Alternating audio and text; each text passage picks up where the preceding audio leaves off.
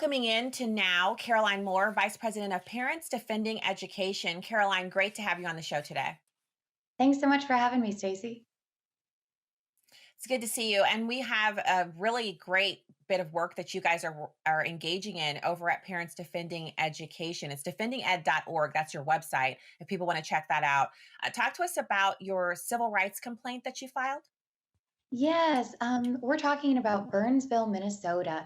We filed a civil rights complaint last week, early last week, about an affinity group that I know you and I have talked about. These are groups in high schools, middle schools, elementary schools that are supposed to be students gathering to learn about a common interest, maybe learn about, science if it's a science club or a politically affiliated club, or just a club to learn about, the background other students in the student body are experiencing. In Burnsville High School, they have an affinity group called the Indigenous Student Council. And this is different than the regular student council in the high school.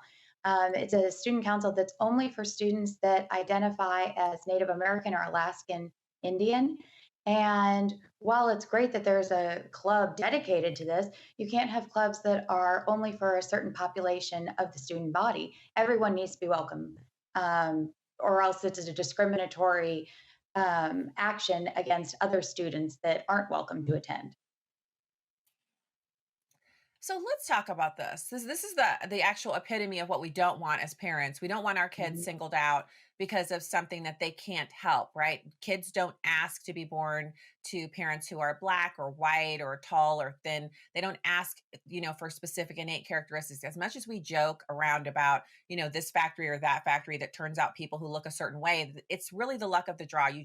You're born, you wake up, you're in the parents that you have and you're in the family that you have, and you strive for your entire life to make a difference and to be successful based on your hard work and effort in spite of whatever family you were born into. And some people, they're born into a pretty lucky situation, but most of us are born into a family where we have to work hard and make an effort, and even with hard work and effort, you're not guaranteed results.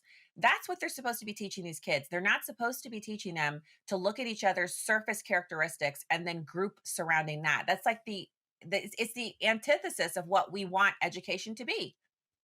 Absolutely. I mean, there are laws against this. I mean, why do we have civil rights in schools? Every student is supposed to be able to go to school and learn and experience a diversity of ideas, whether they're in first grade or in high school. And these affinity groups, we found them all over the country. And like Minnesota is definitely a purple state, but it's no different than I filed one in Wisconsin last week, too. I mean, they're all over the place.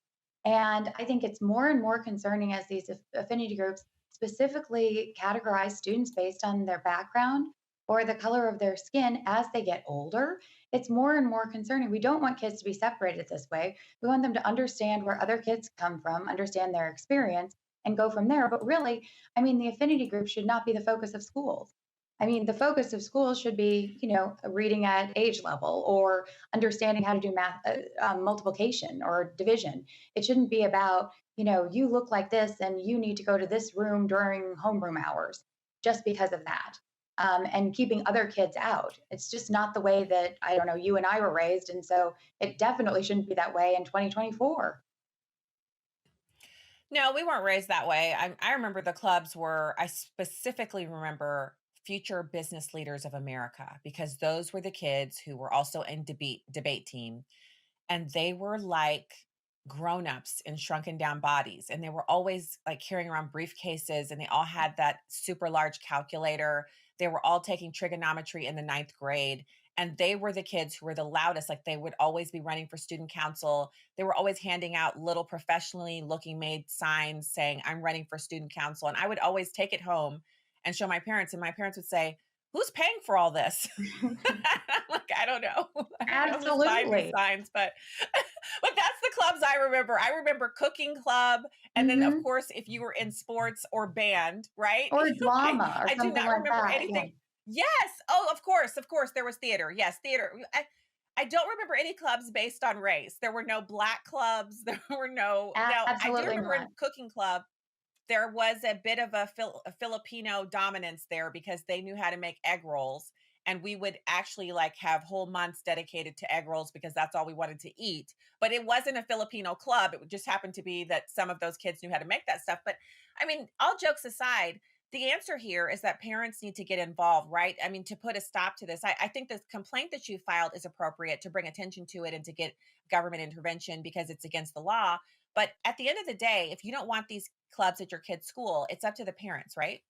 Absolutely. It really is up to the parents. And we're a parental rights organization. We're pushing for parents to advocate on behalf of their children because they know their children best. But we file these complaints because it creates a paper trail. Whether the Biden administration looks into these, like basically what the point of these complaints is it says to the Biden administration, hey, this is going on in this school district and it's not okay. You need to investigate and figure out, are there other trainings going on that teachers are going through? Are there other discriminatory actions? So it's really, like you said, bringing light to it. But it's really up to the parents to, figure out what's going on in their own backyard. And by learning about this, maybe it'll make people think, gosh, I wonder what's going on in my school. And that's our hope that we expose things, bring awareness, and help parents advocate for their children. Yeah, you know what's interesting about the advocating and the deeper issues? Because when you say, is there anything in the curriculum? Well, I kind of feel like there is. I feel like they're very thorough. The teachers and administrators get together and they work on these things and they make sure that they're going to have coverage for anything that they're teaching. It's going to span across the spectrum. It's not just going to be in one area. They like to reinforce it. So I'm pretty sure the affinity groups are explained to the kids in a curriculum setting, and then they're reinforced by the teachers as being good things. Parents Defending Ed, you have a fantastic website. It's defendinged.org. I'll give you the last word here, Caroline. We're always so grateful for you showing up here on the program. Good to see you again.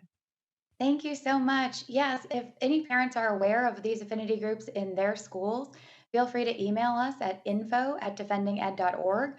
All tips remain anonymous, and we go ahead and file open records requests and find out more about what's going on in your kids' schools.